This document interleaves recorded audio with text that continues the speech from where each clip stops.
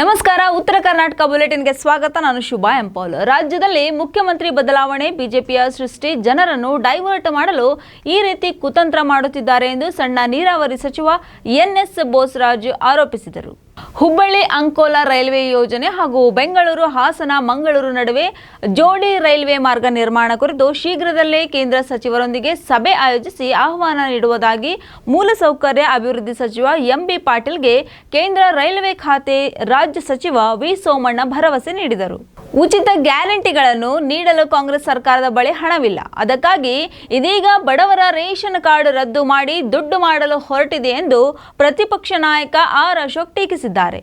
ರಾಜ್ಯದಲ್ಲಿ ಸಿಎಂ ಬದಲಾವಣೆ ವಿಚಾರವಾಗಿ ಸಚಿವರು ನೀಡುತ್ತಿರುವ ಬಹಿರಂಗ ಹೇಳಿಕೆ ವಿರುದ್ಧ ಶಿಸ್ತು ಕ್ರಮಕ್ಕೆ ಆಗ್ರಹಿಸಿ ಎಐಸಿಸಿ ಅಧ್ಯಕ್ಷ ಮಲ್ಲಿಕಾರ್ಜುನ್ ಖರ್ಗೆ ಅವರಿಗೆ ಎಂಎಲ್ಸಿ ದಿನೇಶ್ ಗೂಳಿಗೌಡ ಹಾಗೂ ಮಂಜುನಾಥ್ ಭಂಡಾರಿ ದೂರು ನೀಡಿದರು. ಇದರ ಬೆನ್ನಲ್ಲೇ ಸಿಎಂ ಬದಲಾವಣೆ ಬಗ್ಗೆ ಹೇಳಿಕೆ ಕುರಿತಾಗಿ ಸಿಎಂ ಆಕಾಂಕ್ಷಿಗಳು ಯೂ ಟರ್ನ್ ಹೊಡೆಯುತ್ತಿದ್ದಾರೆ. ನಮ್ಮ ಸರ್ಕಾರ ಇರುವವರೆಗೂ ಸಿದ್ದರಾಮಯ್ಯನವರೇ ಸಿಎಂ ಆಗಿದ್ದಾರೆ ಎಂದು ಹಿರಿಯ ಶಾಸಕ ಆರ್ ವಿ ದೇಶಪಾಂಡೆ ಹೇಳಿಕೆ ನೀಡಿದ್ದಾರೆ.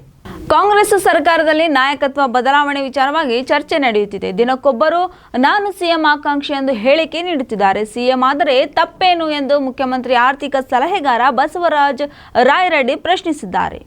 ಕಾಂಗ್ರೆಸ್ ಪಕ್ಷದ ಸಂಪ್ರದಾಯದಲ್ಲಿ ಪಲ್ಲಕ್ಕಿ ಹೊರುವವರೇ ಬೇರೆ, ಉತ್ಸವ ಮೂರ್ತಿ ಆಗುವವರೇ ಬೇರೆ. ಜೀವನವೆಲ್ಲ ಕಾಂಗ್ರೆಸ್ ಪಕ್ಷದ ಪಲ್ಲಕ್ಕಿ ಹೊತ್ತು ಕಡೆಗೆ ಮೂಲೆಗುಂಪಾದವರ ಪಟ್ಟಿ ಬಹಳ ದೊಡ್ಡದಿದೆ. ಜೋಪಾನ ಎಂದು ವಿಧಾನಸಭೆ ವಿರೋಧ ಪಕ್ಷದ ನಾಯಕ ಆರ್ ಅಶೋಕ್ ಅವರು ಉಪಮುಖ್ಯಮಂತ್ರಿ ಡಿಕೆ ಶಿವಕುಮಾರ್ ಅವರ ಕಾಲೆಳೆದಿದ್ದಾರೆ. ಕೈಪಾಳ್ಯದಲ್ಲಿ ಸಿಎಂ ಕುರ್ಚಿಗಾಗಿ ಕಾದಾಟ ದಿನದಿಂದ ದಿನಕ್ಕೆ ತಾರಕಕ್ಕೇರುತ್ತಿದೆ. ಪಕ್ಷದ ಹಿರಿಯರು ಹಾಗೂ ಅನುಭವಸ್ಥರ ನಡುವೆ ಪೈಪೋಟಿ ಶುರುವಾಗಿದೆ. ಎಂಬಿ ಪಾಟೀಲ್ ಪರಮೇಶ್ವರ ಬಳಿಕ ಇದೀಗ ಸಿಎಂ ರೇಸ್ನಲ್ಲಿ ಸತೀಶ್ ಜಾರಕಿಹೊಳಿ ಅವರ ಹೆಸರು ಕೂಡ ಕೇಳಿ ಬರುತ್ತಿದೆ. ಮುಡಾ ಹಗರಣದಲ್ಲಿ ಬಿಜೆಪಿ ಜೆಡಿಎಸ್ನವರು ಇದ್ದಾರೆ ಎಂದು ಹೇಳಲಾಗುತ್ತಿದ್ದು, ಇದಲ್ಲದೆ ಬಿಜೆಪಿ ಸರ್ಕಾರದ ಅವಧಿಯಲ್ಲಿ 40 ಕಮಿಷನ್ ಹಗರಣದ ಬಗ್ಗೆಯೂ ರಾಜ್ಯ ಸರ್ಕಾರ ತನಿಖೆ ಮಾಡಿಸಲಿ ಎಂದು ಮಾಜಿ ಸಂಸದ ಪ್ರತಾಪ್ ಸಿಂಹ ಆಗ್ರಹಿಸಿದ್ದಾರೆ. ಸಿಎಂ ಕುರ್ಚಿ ಮೇಲೆ ಕಣ್ಣಿಟ್ಟಿರುವ ಕಾಂಗ್ರೆಸ್ ಸಚಿವರು ತಮಗೆ ಇಷ್ಟ ಬಂದಂತೆ ಹೇಳಿಕೆಗಳನ್ನು ನೀಡುತ್ತಿದ್ದಾರೆ. ಇದರಿಂದ ಪಕ್ಷಕ್ಕೆ ಡ್ಯಾಮೇಜ್ ಆಗುತ್ತಿದೆ. ಅದಲ್ಲದೆ ಸರ್ಕಾರ ಅಭದ್ರವಾಗುವ ಸಾಧ್ಯತೆ ಇದೆ. ಹೀಗಾಗಿ ಬಹಿರಂಗ ಹೇಳಿಕೆ ನೀಡುತ್ತಿರುವವರಿಗೆ ಕಡಿವಾಣ ಹಾಕಬೇಕಿದೆ ಎಂದು ಆಗ್ರಹಿಸಿ ಎಐಸಿಸಿ ಅಧ್ಯಕ್ಷ ಮಲ್ಲಿಕಾರ್ಜುನ್ ಖರ್ಗೆ ಅವರಿಗೆ ಕಾಂಗ್ರೆಸ್ ಎಂಎಲ್ಸಿಗಳು ಪತ್ರ ಬರೆದಿದ್ದಾರೆ. ಮಹರ್ಷಿ ವಾಲ್ಮೀಕಿ ನಿಗಮದ ಬಹುಕೋಟಿ ಹಗರಣಕ್ಕೆ ಸಂಬಂಧಿಸಿ ಇದೀಗ ಇಡಿ ನಿರ್ದೇಶನಾಲಯ ನ್ಯಾಯಾಲಯಕ್ಕೆ ಮಾಜಿ ಸಚಿವ ನಾಗೇಂದ್ರ ವಿರುದ್ಧ ಚಾರ್ಜ್ ಶೀಟ್ ಸಲ್ಲಿಕೆ ಮಾಡಿದೆ. ರಾಜ್ಯ ರಾಜಕಾರಣದಲ್ಲಿ ಸದ್ಯ ಸಿಎಂ ಬದಲಾವಣೆ ವಿಚಾರ ಕೊತ ಅಂತ ಕುದಿಯುತ್ತಿರುವಾಗ ತಾವು ಸಿಎಂ ಆಕಾಂಕ್ಷಿ, ನಾನು ಸಿಎಂ ಆದರೆ ತಪ್ಪೇನು ಎಂಬ ಸಚಿವರ ಹೇಳಿಕೆಗಳಿಗೆ ಸಂಬಂಧಿಸಿ ರಾಜ್ಯ ಬಿಜೆಪಿಯು ವ್ಯಂಗ್ಯವಾಡಿದೆ. ಮುಡಾ ಅಕ್ರಮ ನಿವೇಶನ ಹಗರಣ ಮುಖ್ಯಮಂತ್ರಿ ಸಿದ್ದರಾಮಯ್ಯ ಅವರಿಗೆ ದೊಡ್ಡ ಸವಾಲಾಗಿದೆ. ಈ ನಡುವೆ ಮುಡಾ ನಿವೇಶನ ಹಂಚಿಕೆ ಆರೋಪ ಪ್ರಕರಣದಲ್ಲಿ ಮುಡಾದ 18 ಅಧಿಕಾರಿಗಳಿಗೆ ಮೈಸೂರು ಲೋಕಾಯುಕ್ತ ನೋಟಿಸ್ ನೀಡಿದೆ. ರಾಜ್ಯದಲ್ಲಿ ರಸ್ತೆ ಅಪಘಾತಗಳನ್ನು ಕಡಿಮೆ ಮಾಡಲು ಸರ್ಕಾರ 100 ಕೋಟಿ ರೂಪಾಯಿಗಳ ಯೋಜನೆಯನ್ನು ಸಿದ್ಧಪಡಿಸಿದೆ ಎಂದು ಗೃಹ ಸಚಿವ ಡಾಕ್ಟರ್ ಜಿ ಪರಮೇಶ್ವರ್ ಸೋಮವಾರ ಹೇಳಿದ್ದಾರೆ.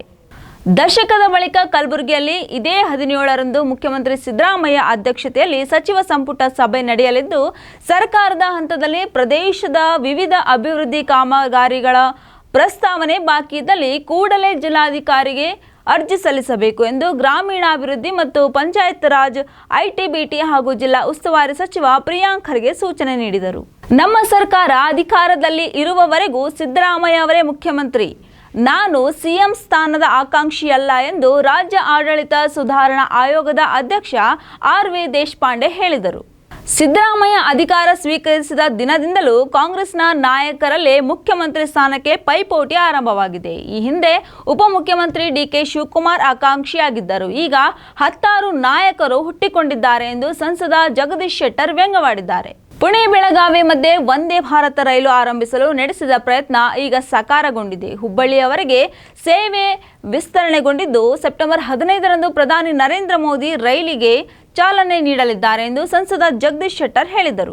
ವಿದ್ಯುತ್ ಶಾರ್ಟ್ ಸರ್ಕ್ಯೂಟ್ನಿಂದ ಬೈಕ್ ಶೋರೂಮ್ ದಗದಗ ಹೊತ್ತಿಯುರಿದ ಘಟನೆ ಕಲಬುರಗಿಯಲ್ಲಿ ನಡೆದಿದೆ. ಕಲಬುರಗಿ ನಗರದ ಹುಮ್ನಾಬಾದ್ ಬೇಸ್ನಲ್ಲಿರೋ ಓಲಾ ಎಲೆಕ್ಟ್ರಿಕ್ ಬೈಕ್ ಶೋರೂಮ್ನಲ್ಲಿ ಘಟನೆ ನಡೆದಿದೆ. ಕಾಗವಾಡ ಪಟ್ಟಣದ ವಿದ್ಯಾನಗರದಲ್ಲಿ ಒಳಚರಂಡಿ, ಬೀದಿ ದೀಪ ಸೇರಿದಂತೆ ನೀರು ಸರಬರಾಜಿಗೆ ವ್ಯವಸ್ಥೆ ಕಲ್ಪಿಸಿ ಎಂದು ವಿದ್ಯಾನಗರದ ನಿವಾಸಿಗಳು ಜೈ ಕರ್ನಾಟಕ ಸಂಘಟನೆ ಬೆಂಬಲದೊಂದಿಗೆ ಪ್ರತಿಭಟನೆ ನಡೆಸಿದರು.